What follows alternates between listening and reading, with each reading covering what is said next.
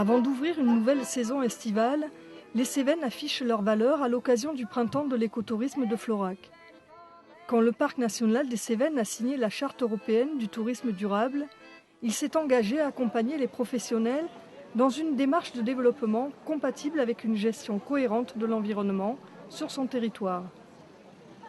La mission a été confiée à l'association Cévennes Écotourisme qui organise cette manifestation pour la 3e année. L'enjeu ici n'est pas de présenter un nouveau label, mais de rendre compte d'une dynamique qui anime 75 prestataires en Cévennes. Alors c'est écotourisme ou tourisme durable, le but c'est de limiter au plus possible l'impact environnemental que peut avoir l'accueil de touristes sur un territoire. Donc ça peut être des choses très différentes. Il y a 3 piliers en tout cas. Donc il y a le pilier environnemental, forcément, parce que c'est un peu la base de la démarche.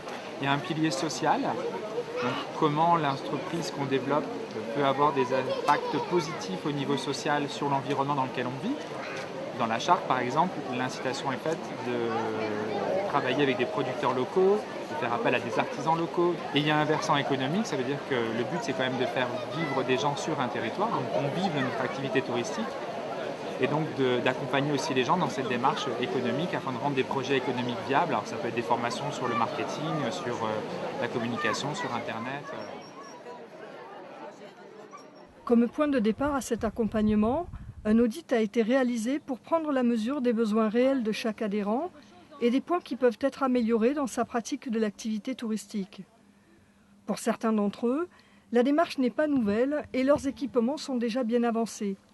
C'est le cas de Dominique, qui propose un écogîte à quelques kilomètres du col de Jalcrest, au hameau de Vieljouve. Elle y reçoit les randonneurs qui, tout en faisant une halte conviviale, ont l'occasion de tester grandeur nature des équipements alternatifs.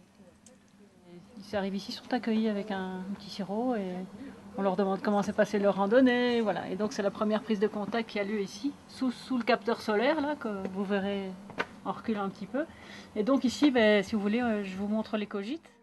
Architecte de formation, Dominique a rénové elle-même ses bâtiments en utilisant du liège pour l'isolation du sol et de la toiture, du chanvre et de la chaux pour les murs. Elle y a aussi installé des toilettes sèches. Voilà, au lieu d'avoir de l'eau dans le fond de la cuvette, ici, il y a de la sciure dans le fond du seau. Et donc quand on a fini, on met un peu de sciure. Pour les eaux usées, elle a construit son propre système de phytoépuration. Donc les eaux passent alternativement, donc c'est sur 15 jours ou sur une semaine selon. Donc ça traverse un des bassins qu'on appelle verticaux. Donc un des premiers. Ils sont plantés de roseaux, là ils commencent à sortir, on voit les petites pousses vertes. Après de ce bassin-là, ça passe chaque fois dans les 3 autres. Alors les 2 suivants là sont plantés d'iris des marais et de joncs des chesiers. Là l'eau, elle est suffisamment propre pour être rejetée aux eaux de surface. Voilà, on va regarder le jardin. Là il y a les pois qui sortent, c'est capucin, c'est super, ça fait des fleurs mauves, roses. Alors, il y a des choses qui sortent et ici aussi les fèves sortent. C'est absinthe, elle a le feuillage un peu argenté comme ça, très belle plante qui par son odeur chasse certains parasites des fruitiers, donc c'est intéressant d'en planter autour des fruitiers, près des fruitiers. Et puis je fais de l'extrait fermenté aussi, donc les extraits fermentés d'ortie, de consou, d'absinthe, de tanésie, qui ont tous une fonction des plantes pour soigner les plantes. Un jardin potager bio, des plantes médicinales, des ruches, c'est ici tout un écosystème que Dominique a réorganisé.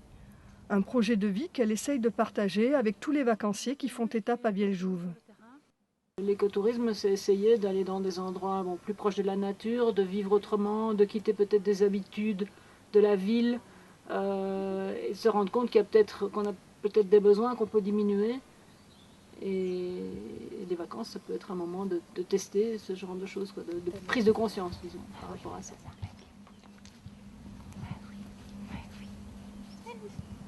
Pour les 3e printemps de l'écotourisme à Florac, l'association a proposé de nombreuses visites d'hébergement ou d'équipements touristiques. Ces rencontres régulières avec le public donnent l'occasion de mesurer le travail accompli par les professionnels pour répondre au mieux aux critères de la Charte européenne du tourisme durable. Le but de la démarche est une démarche de progrès. Donc peu importe de où on part, il faut qu'on fasse toujours mieux. en sachant que l'objectif c'est de réduire l'impact de notre empreinte écologique et environnementale sur le territoire sur lequel on vit et où on développe cette activité économique et touristique.